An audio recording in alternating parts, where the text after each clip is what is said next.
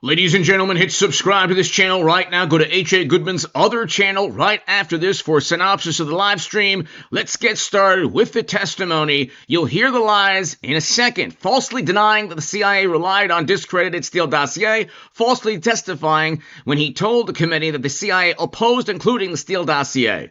The dossier was literally purchased by Clinton. Everybody involved in funneling a DNC and Clinton purchased dossier full of lies into the U.S. government will be indicted almost certainly. The indictment here, the criminal referral is essentially what the indictment will be. Hit subscribe. Check this out, ladies and gentlemen. Here are the lies. But with regard to the main question at hand, in your experience with the Russian trying to involve themselves in our election, did you ever find any evidence, as the ranking member spoke of collusion while you were the director, did you find direct evidence of collusion between the Trump campaign and Putin in Moscow while you were there? Mr. Rooney, I never was an FBI agent. I never was a prosecutor, so I really don't do evidence. I do intelligence throughout the course of my career. As an intelligence professional, what we try to do is...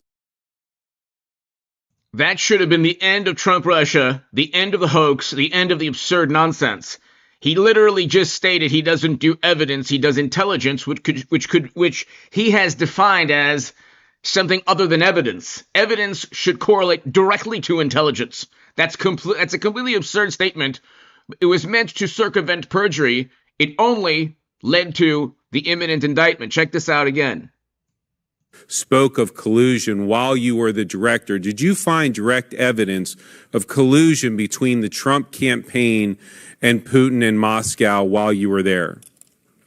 Mr. Rooney, I never was an FBI agent. I never was a prosecutor, so I really don't do evidence. I do intelligence throughout the course of my career. As an intelligence professional, what we try to do is to make sure that we provide all relevant information to the Bureau if there is an investigation underway that they are looking into criminal activity. As I mentioned in my opening statement, I was convinced in the summer that the Russians were trying to interfere in the election. And they were very aggressive. It was a multifaceted effort. And I wanted to make sure that we were able to expose as much of that as possible. But was there intelligence that said that the Trump campaign was colluding with Moscow during their campaign? There was intelligence that the Russian intelligence services were actively involved in this effort. And having been involved in many counterintelligence cases in the past, I know what the Russians try to do. There was no intelligence that the Russian intelligence services were involved with this effort. They literally did not care who won, Trump or Clinton. Clinton also literally wanted Trump. So how on earth could Clinton's campaign and the Russians want Trump at the same time?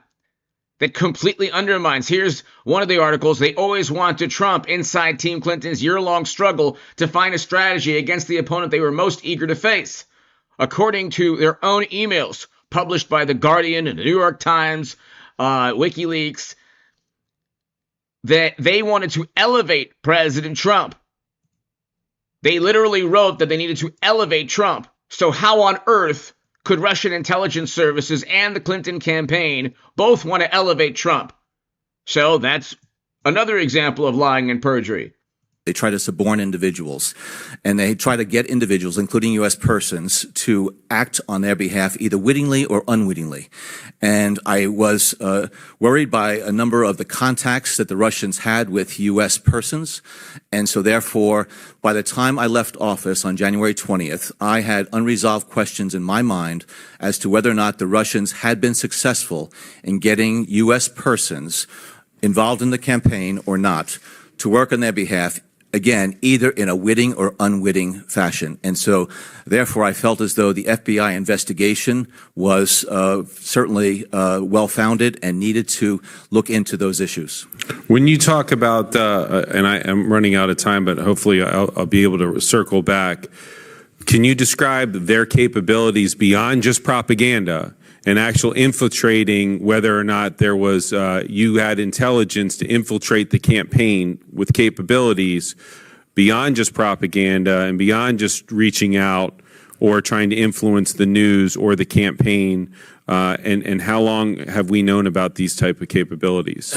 There's a lot of intelligence that's been built up over the years about Russia's MO in terms of trying to gain influence in Western democracies.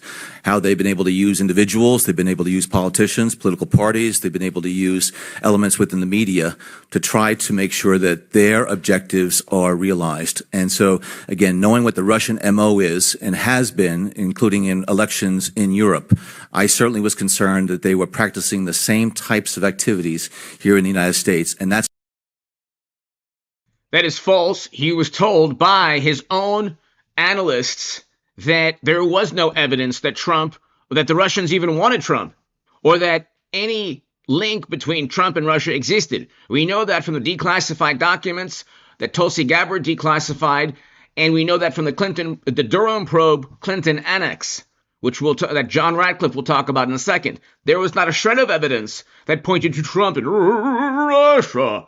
Why? How do we know this again?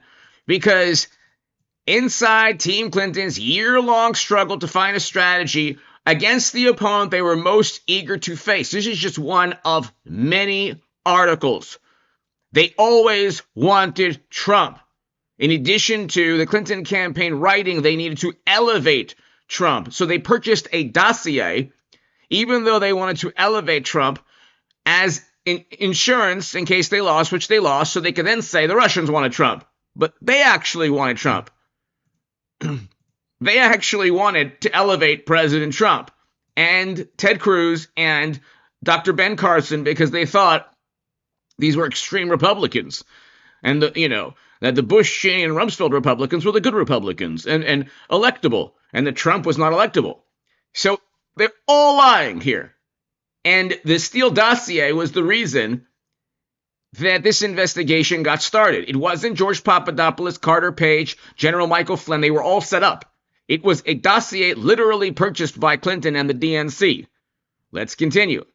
That's why, as I said, we set up a group in late July that included the FBI and NSA. I wanted to make sure that every information and bit of intelligence that we had was shared with the Bureau so that they could take it.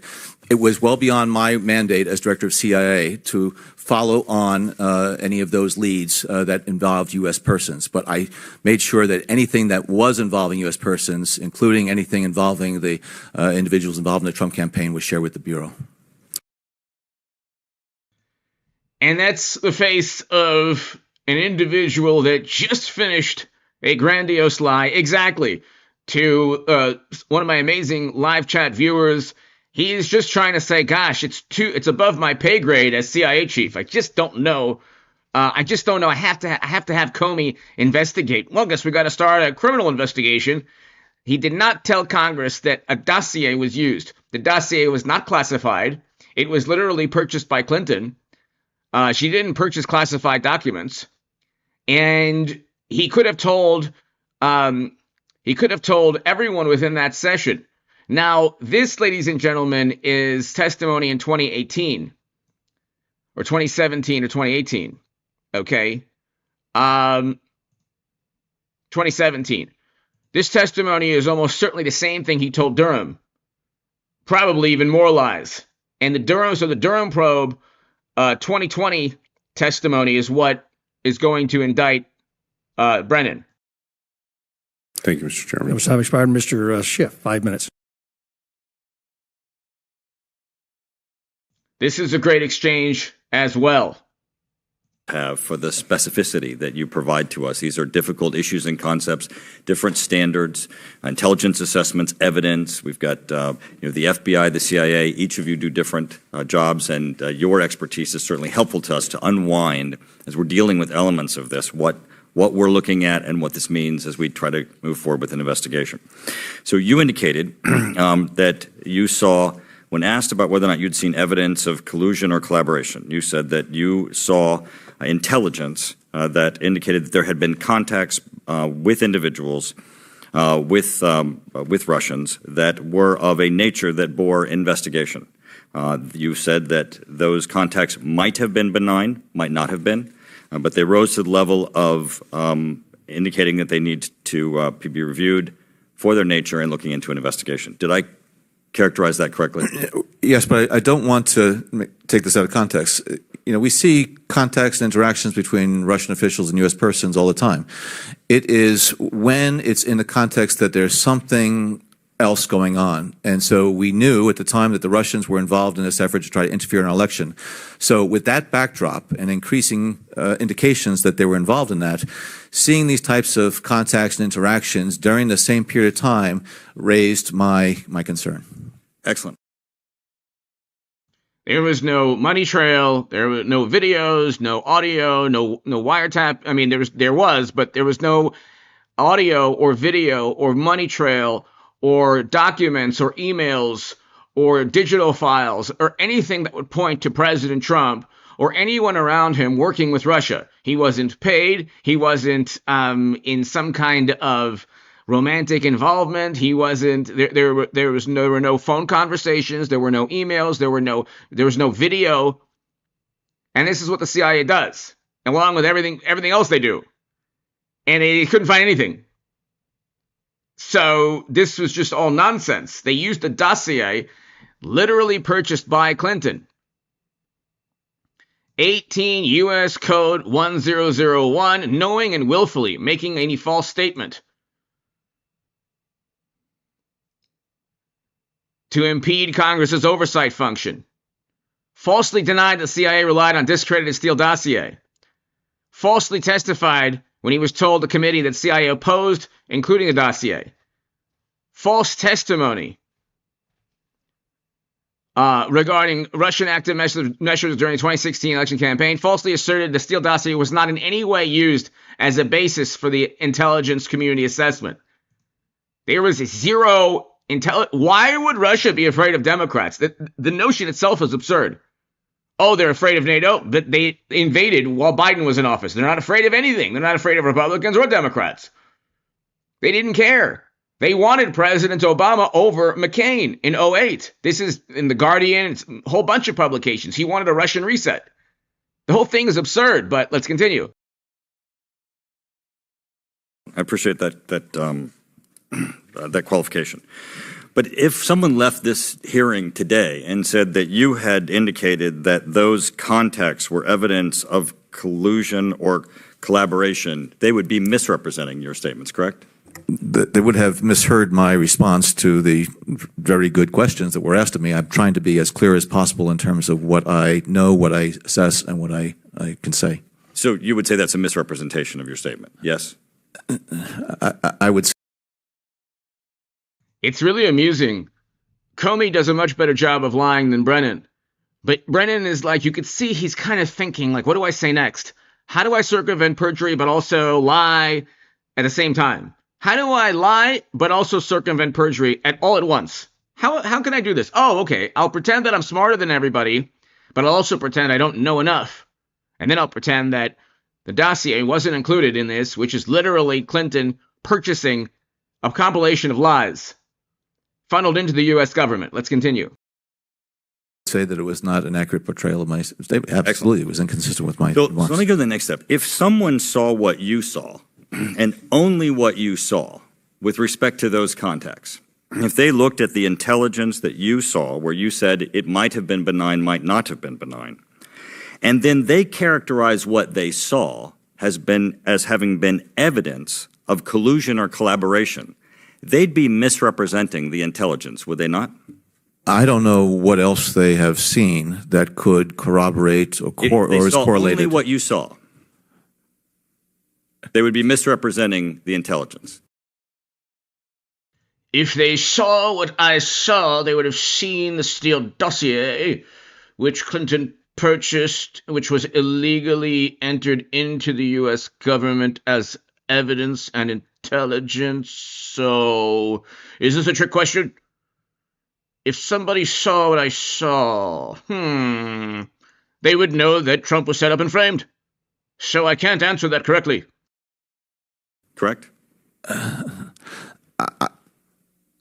I presume they would be misrepresenting what it is that I saw. Again, I don't Excellent. know. Thank you. I appreciate that because I do believe that there are members of this committee that deserve that counsel because your specificity gives us an understanding of what we're reviewing.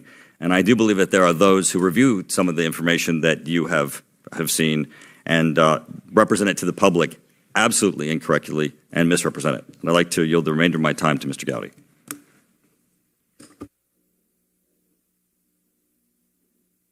Sorry, I was colluding with my friend from Florida. And I want to pick up where, I want to do this. The last time you and I talked, you had referred information to the Bureau. Am I right? What you had seen, you referred to the Bureau. Okay. What? I don't know if that was the last thing that we talked about, but I'll grant you that we talked about that, yes. One of the last. Who's sitting behind Trey Gowdy? Who is sitting behind Trey Gowdy? And the answer to that question will tell you what's going to happen. There's going to be an indictment every month, a major indictment every month from now until midterms, which Democrats will very likely lose. Yes. It wasn't a trick question. One of the last things, you referred to the Bureau, what you saw. Is that fair? Yes. Did you also refer to Director Clapper? Not everything that was shared with the Bureau was shared with Director Clapper. And why would that be? Because on counterintelligence matters dealing with U.S. personal information of a very sensitive nature, the Office of the DNI and the DNI does not have that type of operational responsibility. And Oh, yes, they do. They oversee every intelligence agency. And oh, by the way, guess who's the director of national intelligence? Fast forward to 2025. It's Tulsi Gabbard. She declassified all the information that shows that Brennan lied. He overruled senior intelligence officials at the CIA. He included substandard intelligence. He broke protocol, and he pushed to include a Steele dossier purchased by Clinton, Trump's direct political rival. Imagine if Giuliani and Trump purchased a dossier against Harris or Clinton or President Obama or Biden. You wouldn't even need it with Biden. You'd have, just have a laptop. But imagine, they would never stand for it. Let's continue. What we try to do is to make sure that there is as little exposure of that information as possible. I would keep General Clapper informed about the nature of my engagements, but the materials that were shared with the Bureau would not have been shared with the DNI. Do you know if the Bureau opened a matter? Well, first of all, when was that? With as much specificity as you can give us, when did you refer that information to the Bureau?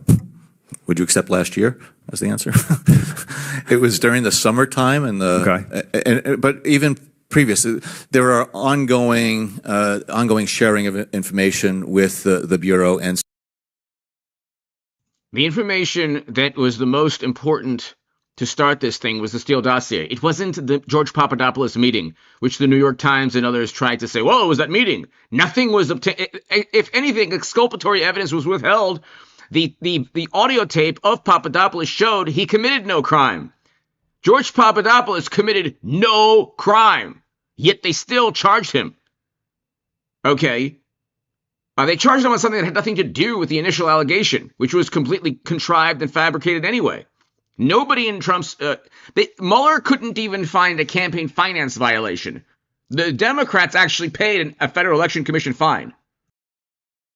So it was over the course of the year. All right. In conclusion, because I'm out of time, sometime in the summer, you shared the information with Director Comey at the Bureau. Sometime in the summer, there was information that the CIA had that was shared with the Bureau, but it wasn't the only period of time where such information was shared with the Bureau. Good enough. Thanks. Jim and Yost Backman, Swallow. Investigation 2016. I want the next question to include the inception, the pendency, up until your very last day at the CIA. Did you see evidence of collusion, coordination, conspiracy between Donald Trump and Russian state actors? I saw information and intelligence that was worthy of investigation by the Bureau to determine whether or not such cooperation or conclusion was taking place. That doesn't help us a lot. What was the nature of the information? As I said, Mr. Gowdy, I think this committee now has access to the type of information that I'm alluding to here. It's classified, and I'm happy to talk about it in classified. The Steele dossier was never classified, so he's lying there. Let's continue. Session. And that would have been directly between the candidate and Russian state actors? That's not what I said. I'm not going to talk about any individuals. But that was my question. And you answered it. You didn't answer it that way.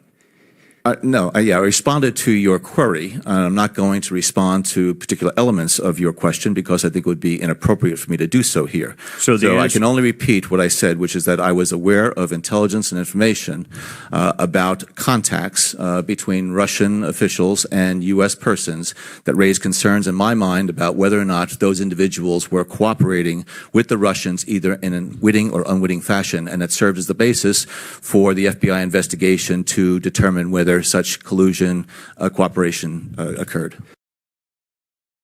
Again, so if this was common knowledge right before Clinton lost that they always wanted Trump, inside Clinton's year-long struggle to find a strategy against the opponent they were most eager to face, the Clinton campaign wanted Trump. Apparently, the Russians also wanted Trump. So the Clinton campaign were they working with the Russians to get Trump elected? How does this work? Then the WikiLeaks emails that were published in the Guardian and the New York Times, the Washington Post published the emails that showed that they wanted to elevate Trump. The Clinton campaign literally wrote they wanted to elevate Trump. So again, how do they go from wanting to elevate Trump to purchasing a dossier to setting up Trump and stating that the Russians wanted Trump? So they wanted Trump before they lost. Then after they lost, it was only the Russians wanted Trump. And they filtered a dossier literally purchased by Trump's political rivals into the U.S. government. This is the greatest political scandal in American history.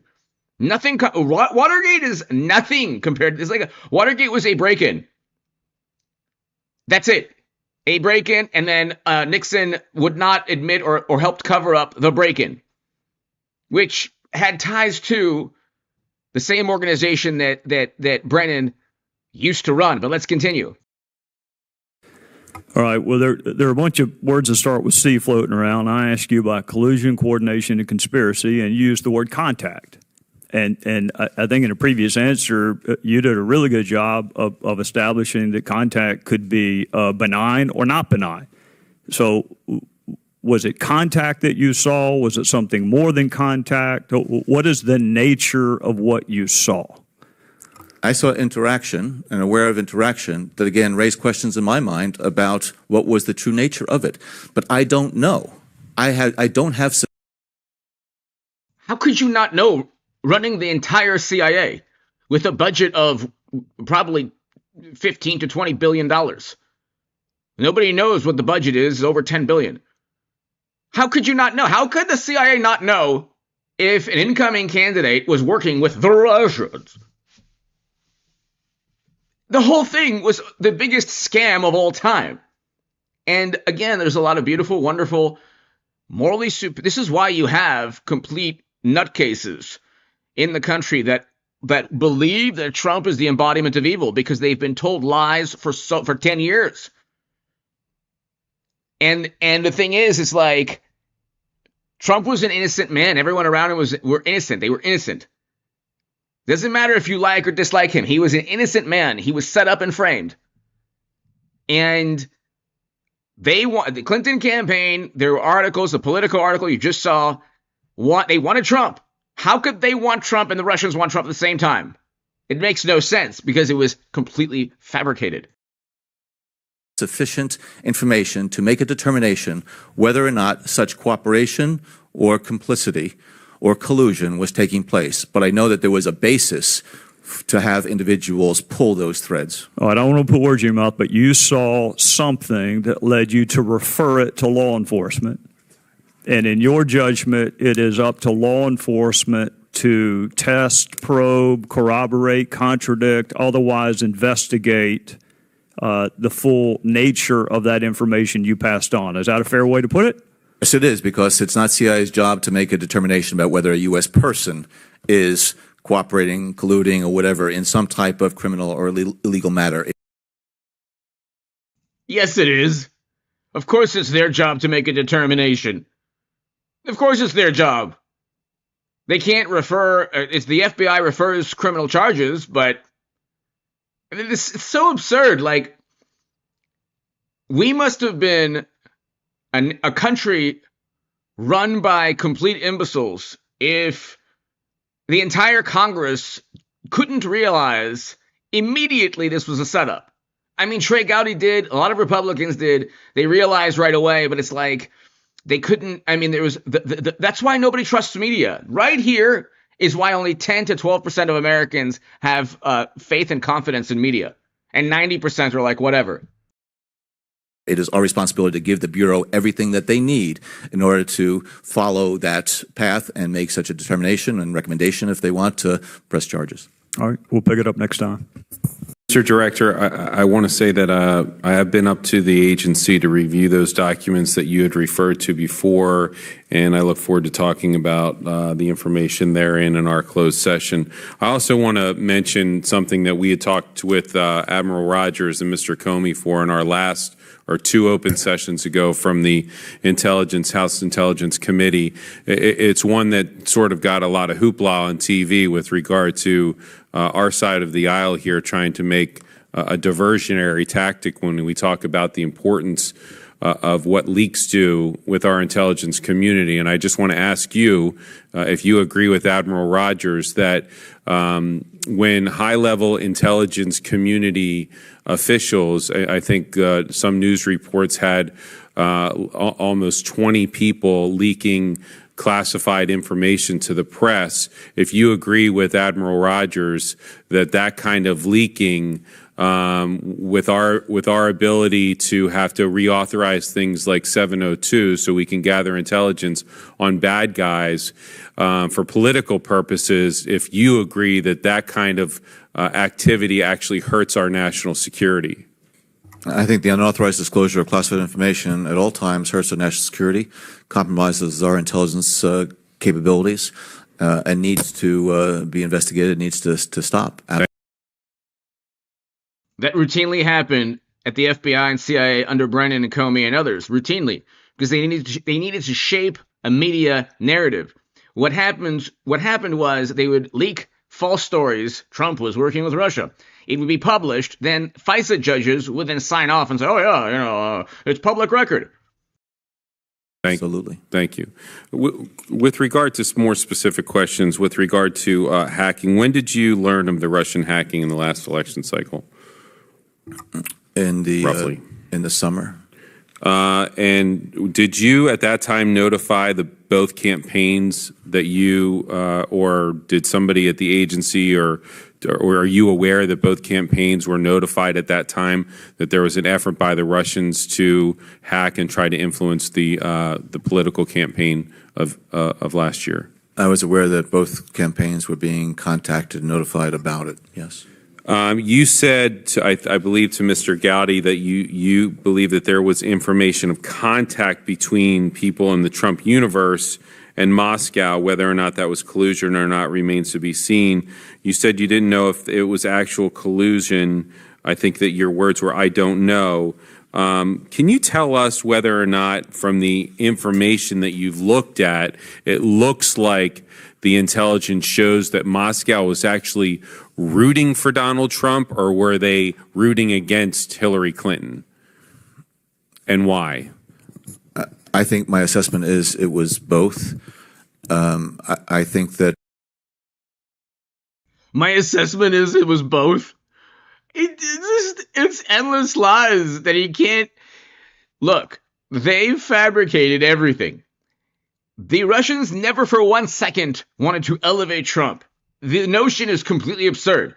Clinton was using servers with top secret intelligence on them.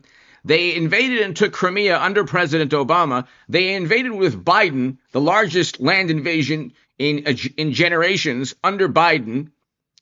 So the idea that they were so afraid of the Democrats, this is a self-serving myth. They fabricated an actual myth. Modern day Democrats work within mythology that they create through media. So media media publishes lies by omission or overt lies.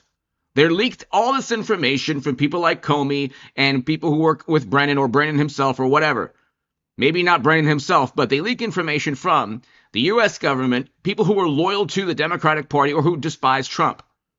The information is filtered through the media, published endless articles about Trump and Russia.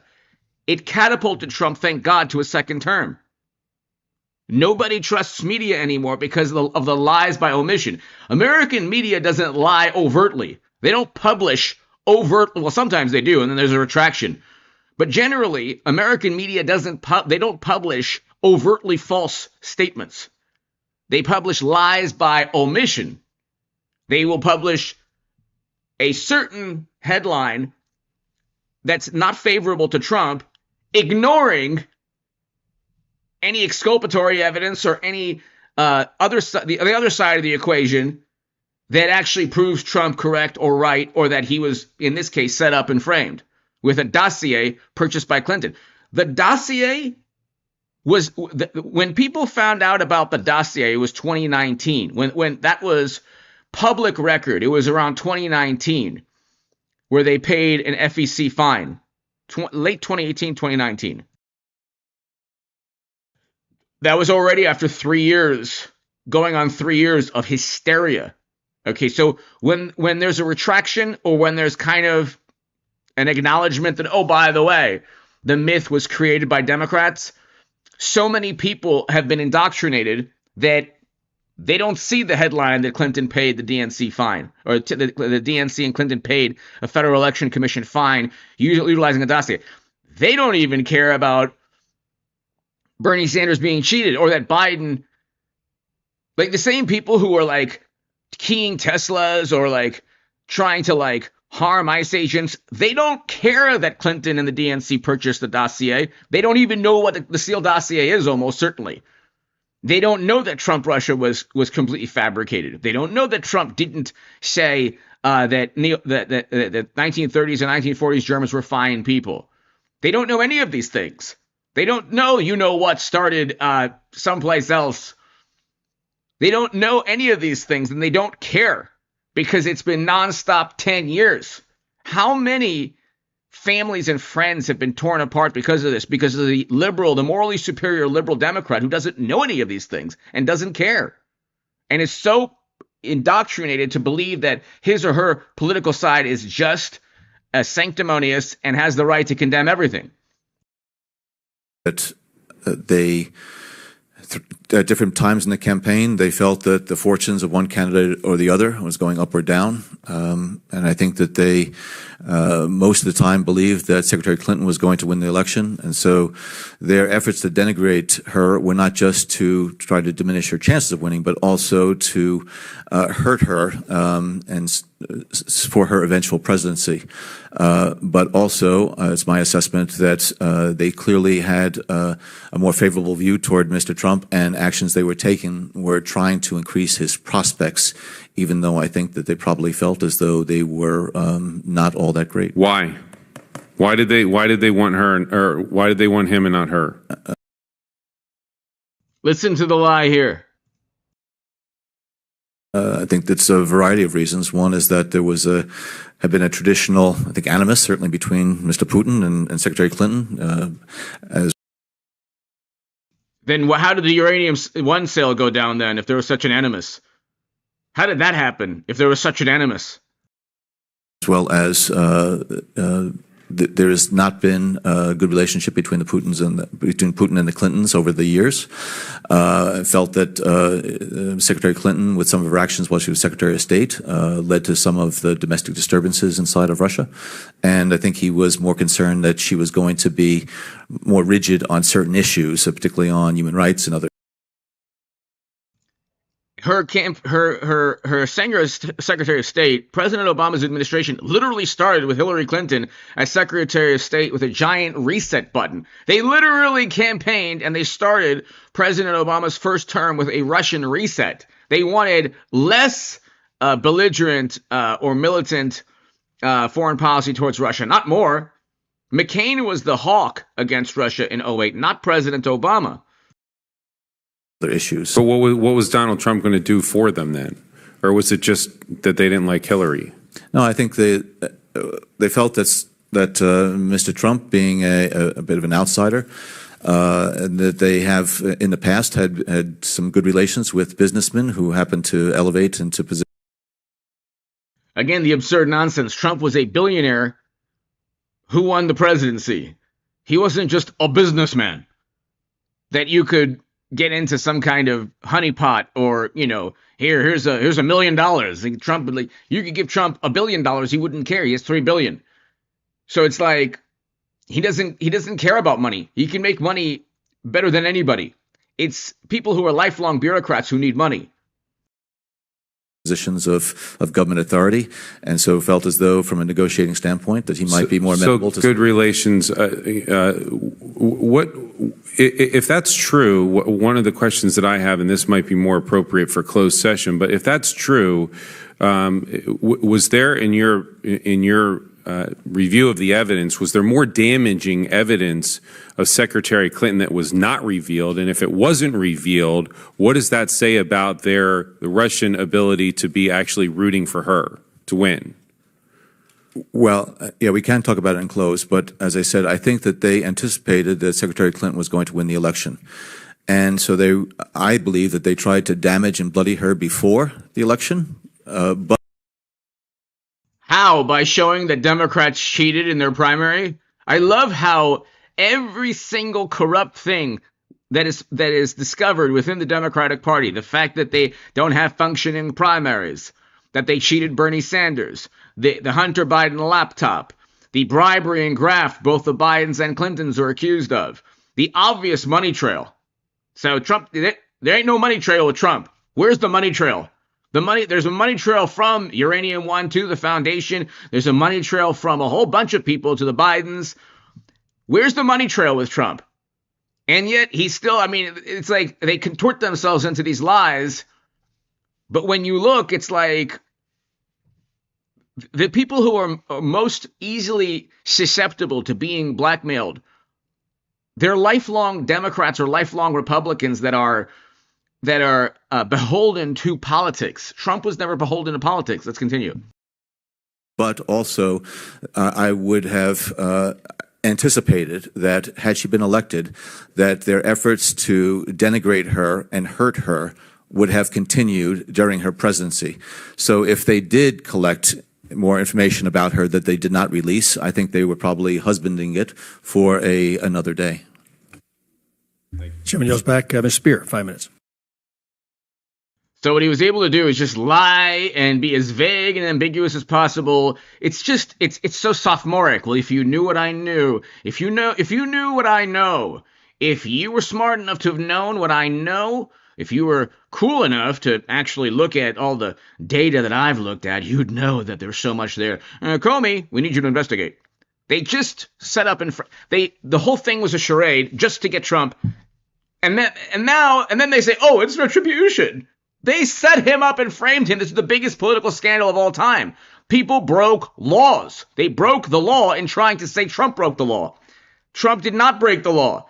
If an innocent man is framed, that is a crime by the people who framed him. Again, if an innocent man is framed, the crime is committed by those who frame him, not by the innocent man wanting justice, which is Trump in this case.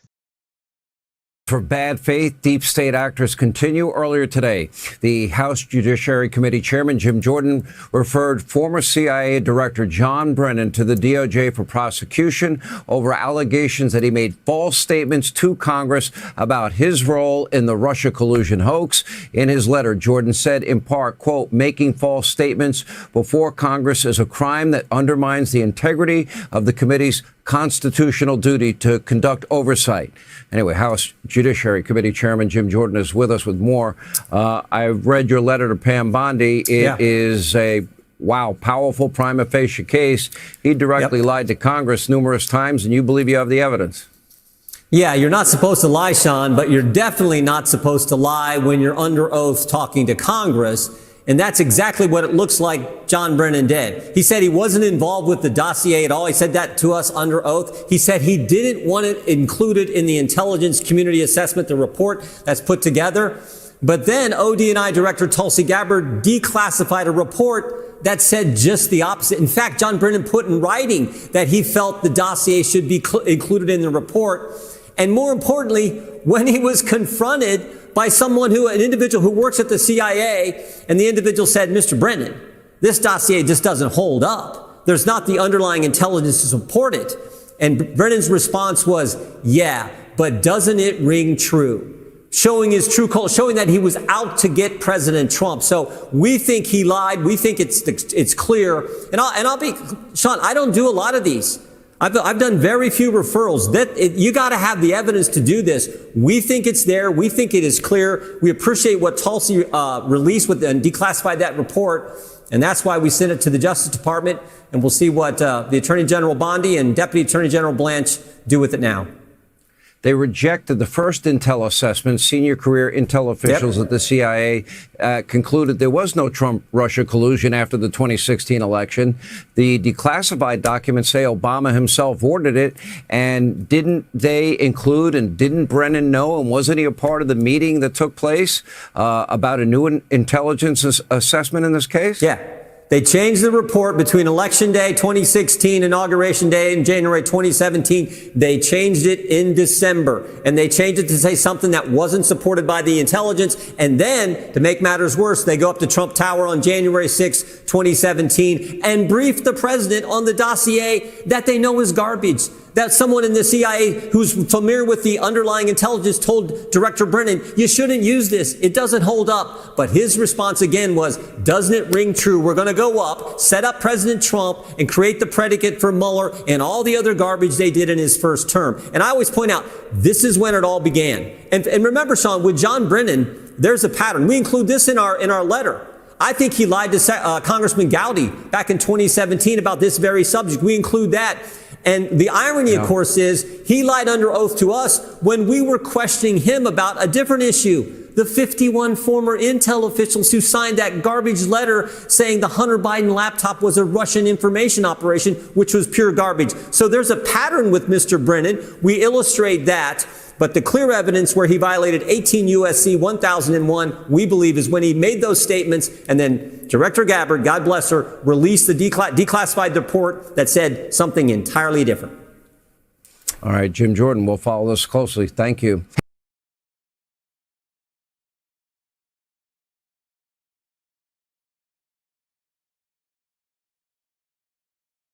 John Brennan lie to Congress? Did John Brennan lie to Congress? Did John Brennan lie to Congress? Let me just read a couple things actually before you answer that. 2 years ago, we had Mr. Brennan in for. The answer, of course, is yes. Numerous times. And the reason, apparently, that he's going to get, that the indictment's already written, almost certainly, but the reason he's going to get either arrested and indicted or indicted and eventually turn himself in is the following. This was about the 51 intelligence officials they lied about. Again, why is every single corrupt scandal within the Democratic Party a Russian effort to inform you of how corrupt they are? I mean, it would be the equivalent of a husband coming home with lipstick on his collar, and the wife says, "There's lipstick on your collar! Where have you been?" That's the Russians. We have a Russian neighbor. Did the Russians tell you that? That's the reason that you care about this lipstick. But it's right there. Oh, really? How'd you know about it? Did the Russians tell you? Well, if the Russians told you, then this lipstick on my collar is completely, it's invisible and it never happened, because what's the most important thing is that the Russians told you about the lipstick on my collar. An interview, and I asked him, how'd you learn about the dossier in December of 2016? Mr. Brennan replied, I received a copy of it from the FBI, and the CIA was very much opposed to having any reference or inclusion of the Steele dossier in the intelligence community assessment. That's what John Brennan told the United States Congress. 7 weeks ago, the Director of National Intelligence told us this. John Brennan lied and denied using the dossier in the intelligence community assessment because he knew it was discredited.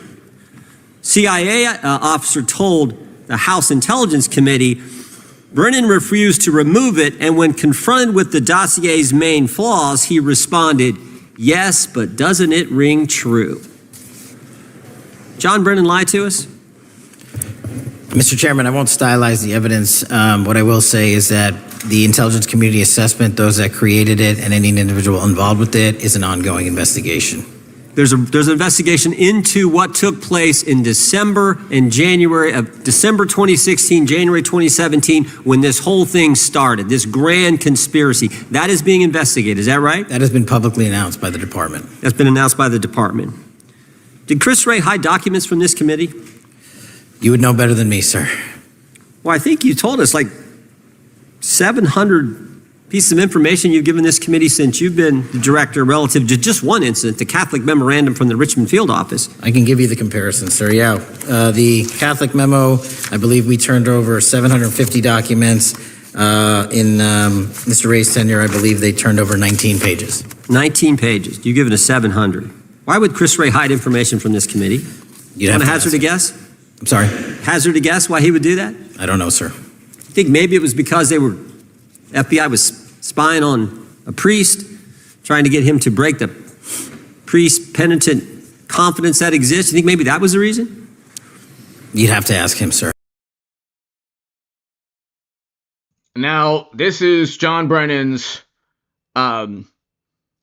this is the person that replaced John Brennan as CIA Director, John Ratcliffe.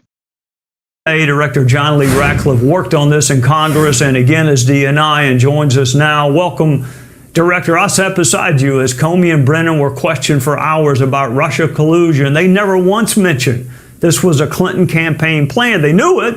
They were co-conspirators. Would this ever have come out had you not declassified Brennan's notes and then Durham's annex? And for our viewers, what's new in the Durham annex? Well, Trey, think about that there was intelligence from foreign intelligence services that one U.S. presidential candidate was trying to frame another candidate for treason, claiming that he was an agent of a foreign power, an agent of Russia. And that intelligence was never shared with you or I as members of congressional oversight committees on intelligence. But for the good fortune of me being able to find John Brennan's notes and declassify that secret may have been hidden forever, but I was able to provide that to John Durham, and you see some of that in his annex that was declassified this week. And so what you learned in this annex that many people didn't know before was details of that Hillary Clinton plan and how it included groups like the Soros Foundation and the role that the FBI played. So before all of this started, Trey, what we did know was this, that on July 31st of 2016, the FBI did something as shocking as it was unprecedented. They opened a criminal investigation into a nominee for president, a candidate for President Donald Trump, something that had never been done before. But what you learned in John Brennan's annex this week was 6 days before that, Russian intelligence predicted that's exactly what would happen, that there was a Hillary Clinton plan and that the FBI would pour oil on the fire of a firestorm that would consume the country for the next 3 years. So think about that, Trey. Either the Russians made the greatest prediction or the luckiest guess of all time, or this intelligence was real. And of course, the answer is this intelligence was real. And how do we know that? Well, subsequently, under penalty of perjury, while under oath, Hillary Clinton's own campaign manager confirmed that there was such a plan and that Hillary approved it. So that, I think, her own campaign manager under oath stated that. But here, again, is the most sinister part of all of this. They always wanted Trump. This is a Politico article. Inside Team Clinton's year-long struggle to find a strategy against the opponent they were most eager to face. They literally wrote that they wanted to elevate Trump. And then they plunged the country into a new Cold War once they lost. And again, there are good people who just didn't care. No, they either don't know or they don't care that Trump was set up and framed. And it's President Trump's victory twice has broken a number of people, like broken them in terms of politics, at least. In addition to what you learn about the FBI's role that came out this week, was that this intelligence that was so shocking that John Brennan brought together the National Security Council, President Obama, Vice President Biden, Clapper, Comey, Susan Rice, and briefed them on this intelligence about a Hillary Clinton plan to frame Donald Trump, and that the CIA made the required referral of that to the FBI to investigate that as a counterintelligence matter. And as John Durham found, the FBI buried it. They didn't open a file. They didn't assign an analyst. They didn't investigate it all.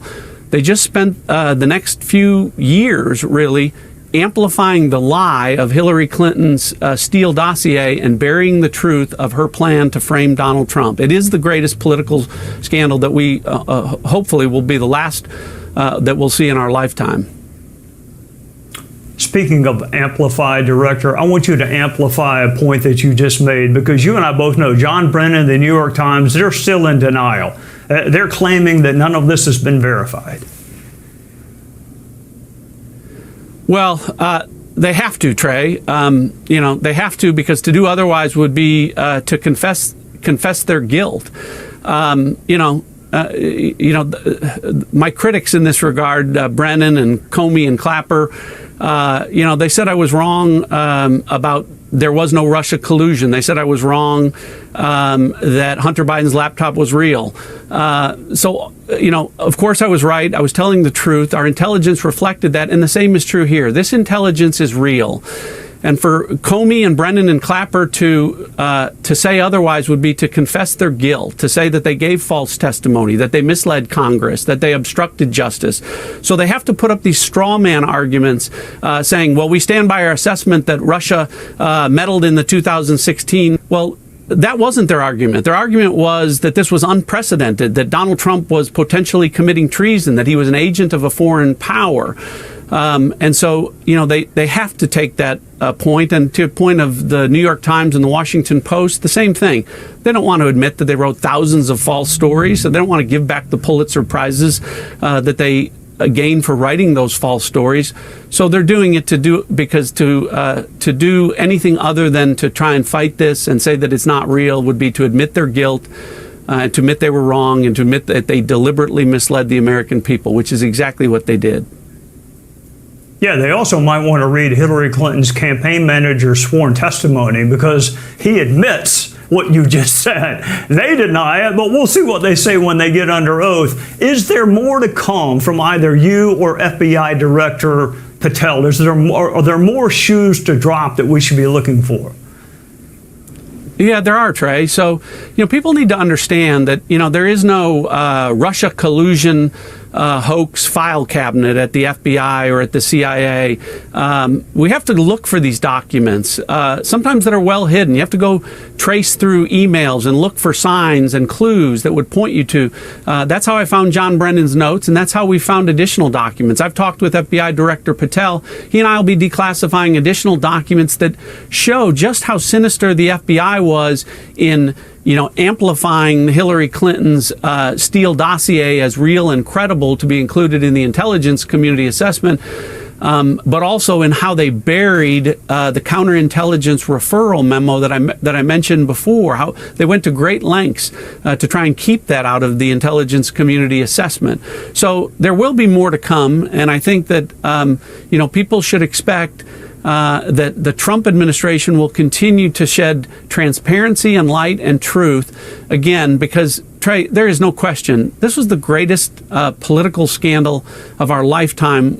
No one wants to see this happen again. It derailed our country. It derailed President Trump's presidency, his first 4 years in office, and it really is a stain on our country that should never happen again, and Donald Trump is committed to making sure that it doesn't.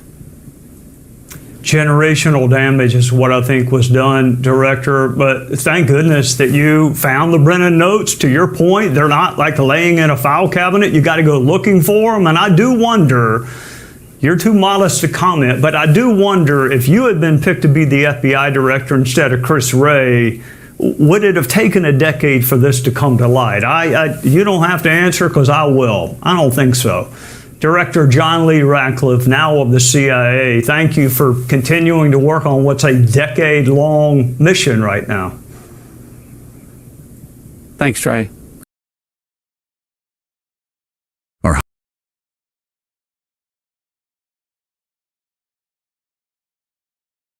A grand jury investigation. So wait for the conspiracy statutes to be leveled. The perjury, ladies and gentlemen, within 3 weeks, you had Comey, Letitia James, and John Bolton. You're about to get, it's imminent, John Brennan either turns himself in or arrested. The indictment, though, is imminent. So that's 4. You'll probably have other people indicted for leaking or lying. But these are the low-hanging fruit, and that this is not the conspiracy statutes. The 18 U.S. Code 371 statutes. That will take 3, 4, 5 months from now, and about 10, 12, 13, 15, 20 people will be indicted. Check this out. Investigation is now underway regarding the Trump-Russia hoax. The media enablers that peddled the lie for years, though, are circling the wagons. This is extraordinarily stupid. It's extraordinarily stupid on so many counts. Barack Obama had nothing to do with this by anybody's accounts. We're all for transparency on any potential corruption, right? But this is something that has been combed over for a decade now. I think they're trying to create the appearance of progress in this investigation without actually making any progress.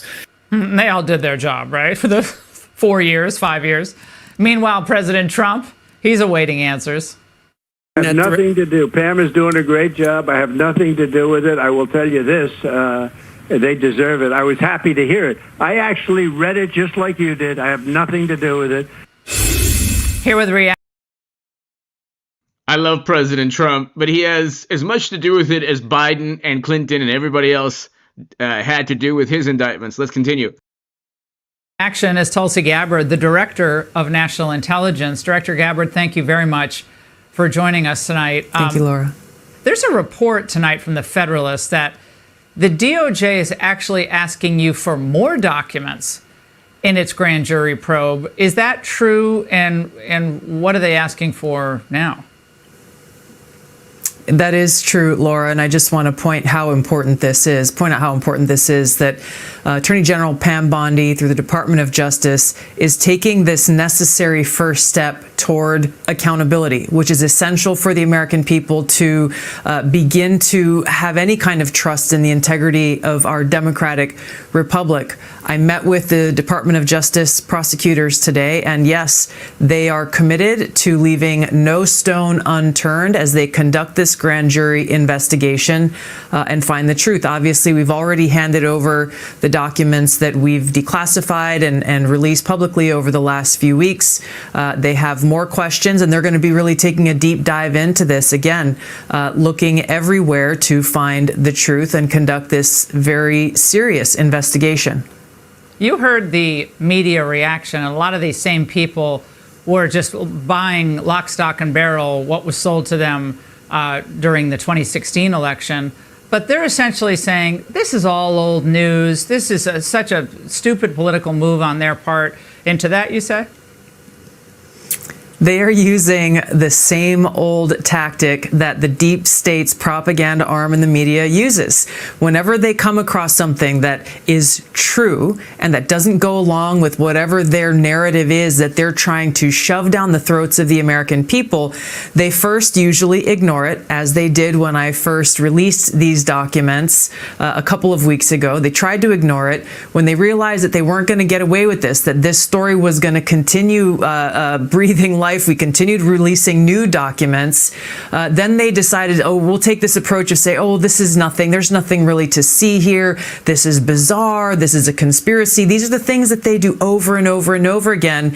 And the next step they will take when they feel that they are not succeeding in getting rid of this truth that we have uncovered for the American people, then they will go down the route of we must destroy and smear and attack the credibility of those who are delivering the truth to the American people. They've done this to President Trump. They've done this to me. They've done this to so many different people, once again, who are trying to tell the American people the truth and expose these people, many of whom you just showed, for who they are as the propaganda arm of the deep state, which would have no power and no influence if they weren't able to feed their lies into a willing spokesperson through the propaganda media. Now, Director, you said there was irrefutable evidence that Obama was the mastermind of this intelligence manipulation and the. So I think that President Obama is helping President Trump. Who knows how? I have no clue how. It's purely speculation because, number one, he circumvents any criminal liability. Number two, he completely takes over the Democratic Party.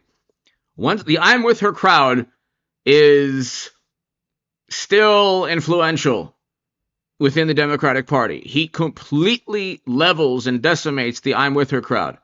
So President Obama is not friends, I don't think, at all with Hillary Clinton. I don't even think he really wanted to.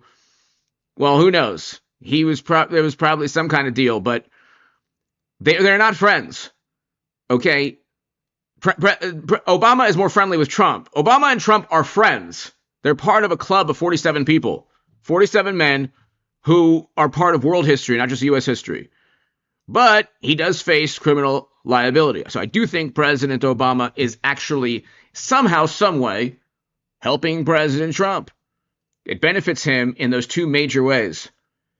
Ladies and gentlemen, 18 U.S. Code 1001. This is just the tip of the iceberg. This is the indictments that you've seen that media and Democrats are kind of scoffing at. That's not even, this is nothing compared to the criminal statutes that will be leveled. There are grand jury indictments for, there's a grand jury, I believe, don't quote me, I believe, for the conspiracy statutes. I think Brennan, who mentioned that? I think Radcliffe or mentioned something like that. Anyway, hit subscribe to this channel right now. Go to H.A. Goodman's other channel right after this for the latest. God bless you all. I'll be back tomorrow in the morning for the live stream. We're doing 2 live streams a day. I'm going to try to do 3 eventually when things start heating up. For the